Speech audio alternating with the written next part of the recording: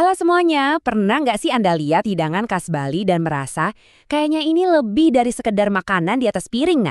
Nah, hari ini kita bakal coba bedah bareng bahasa rahasia di balik penyajian makanan Bali. Ini tuh sebuah dunia di mana setiap hiasan, setiap susunan sebenarnya lagi cerita soal seni, keyakinan, dan tradisi. Coba deh lihat yang satu ini. Ini bukan cuma makan siang kan? Ini udah kayak instalasi seni. Komposisinya, warnanya, detailnya, semuanya itu dipikirin banget. Jadi apa sih sebenarnya yang bikin masakan Bali itu nggak cuma enak di lidah, tapi juga, ya ampun, cantik banget dilihat. Nah, mungkin ada yang bertanya, apa presentasi seindah ini cuma buat pamer aja? Cuma biar kelihatan bagus di foto? Jawabannya, ternyata jauh lebih dalam dari sekedar estetika. Di balik keindahan ini, ada semacam bahasa spiritual, semacam dialog antara manusia, alam, dan para dewa. Yuk kita coba pahami bareng-bareng. Oke, untuk bisa ngerti, kita harus mulai dari dasarnya dulu ya. Kita lihat dulu deh prinsip-prinsip praktis yang jadi fondasi seni penyajian makanan di Bali. Jadi, konsep dasarnya itu dikenal sebagai penyajian hidangan.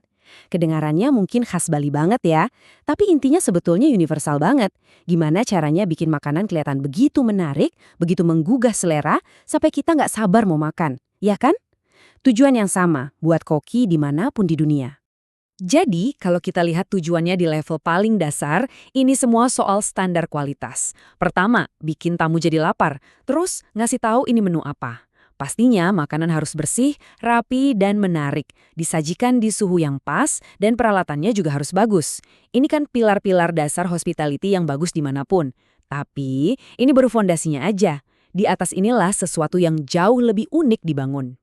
Oke, tadi kan sisi praktisnya ya. Nah, sekarang kita masuk ke jantung permasalahannya. Ke bagian di mana makanan itu bukan lagi cuma soal perut, tapi juga soal jiwa. Dan inilah yang benar-benar bikin kuliner Bali itu beda. Nah, disinilah letak perbedaannya yang paling mendasar. Di Bali, dapur dan pura itu punya hubungan yang erat banget. Makanan itu nggak cuma buat ngisi perut, tapi juga jadi semacam sarana komunikasi dengan yang ilahi. Dan tujuan ganda inilah yang akhirnya membentuk segalanya, termasuk cara penyajiannya. Karena ada dua tujuan tadi, ini akhirnya menciptakan dua jalur yang berbeda dalam kuliner Bali. Seolah-olah ada dua dunia makanan yang beda gitu. Kalau kita bisa paham bedanya apa, nah itu kunci buat ngerti jiwanya masakan Bali. Jalur yang pertama itu namanya sukla. Anggap aja ini menu spesial untuk para dewa. Makanan ini disiapin dengan super teliti, tapi bukan buat dimakan manusia. Ini murni untuk dipersembahkan dalam upacara-upacara keagamaan sebagai bentuk penghormatan. Terus jalur kedua, nah ini yang lebih kita kenal, namanya petamon. Ini dia makanan yang kita makan sehari-hari. Makanan yang kita bagi sama keluarga dan teman-teman, makanan yang ya buat hidup kita. Jadi perbedaannya jelas banget ya. Di satu sisi ada sukla yang sifatnya sakral buat ritual, di sisi lain ada petamon yang buat sehari-hari, buat acara sosial. Tapi yang paling bikin takjub apa coba? Dua dunia yang beda ini sering banget loh lahir dari dapur yang sama, dimasak oleh tangan yang sama. Ini nunjukin betapa dalamnya spiritualitas itu udah menyatu sama kehidupan sehari-hari di Bali. Sampai sini, mungkin kita jadi mikir ya, kenapa sih harus repot-repot misahin makanan buat para dewa? Kenapa nggak disajin yang sama aja? Nah, jawabannya itu ada di sebuah filosofi yang indah dan mendasar banget, yaitu rasa syukur. Kutipan ini ngejelasin semuanya. Di Bali, masak itu bisa jadi sebuah tindakan pengorbanan suci atau yang disebut yatnya. Dan ini penting ya, yatnya itu bukan berarti kehilangan sesuatu. Tapi justru sebaliknya, ini soal memberikan yang terbaik sebagai ucapan terima kasih atas semua berkah yang udah diterima. Dan ini nih wujud nyata dari yatnya di kehidupan sehari-hari. Nasi jopan. Kalau Anda pernah jalan-jalan di Bali, pasti sering lihat kan persembahan kecil kayak gini di mana-mana. Di depan rumah, di toko. Nah, inilah dia. Ini adalah sebuah ritual harian, sebuah pengingat kecil yang lembut buat kita untuk selalu bersyukur atas rezeki hari itu. Praktik harian ini namanya ngejot. Prinsipnya sebetulnya sederhana, tapi dalam banget maknanya. Sebelum kita makan, kita berterima kasih dulu. Coba deh bayangin, ini kan mengubah tindakan makan yang biasa jadi sebuah momen spiritual setiap hari. Nah, pertanyaannya sekarang, gimana caranya tradisi kuno yang dalam banget ini bisa bertahan di tengah gempuran dunia modern? Yuk, kita lihat gimana pariwisata udah mengubah wajah dan mungkin juga makna dari kuliner Bali. Perubahannya itu drastis banget.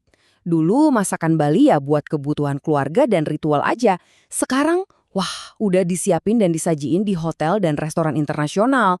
Jadi emang ada adaptasi dinamis banget buat mendukung industri pariwisata global di Bali. Evolusinya kelihatan jelas banget di sini. Coba lihat, di satu sisi ada nasi tekor yang disajiin tradisional di atas daun pisang, sederhana, otentik. Nah, di sisi lain hidangan yang udah diadaptasi buat restoran modern, elegan, canggih. Jiwanya mungkin masih sama ya, tapi bajunya udah ganti. Jadi pariwisata ini bisa dibilang kayak pedang bermata dua. Di satu sisi bagus karena ngasih nilai ekonomi baru buat makanan tradisional, bikin resep kuno itu naik kelas. Tapi di sisi lain ini juga memicu adaptasi besar-besaran, baik dalam bentuk, fungsi, bahkan maknanya. Mau nggak mau, masakan Bali sekarang harus memenuhi standar gastronomi internasional dan tantangannya adalah gimana caranya biar nggak kehilangan jiwa aslinya. Jadi, apa kesimpulannya? Lain kali kita lihat sepiring makanan Bali yang cantik, kita jadi tahu kalau kita ini nggak cuma lihat makanan.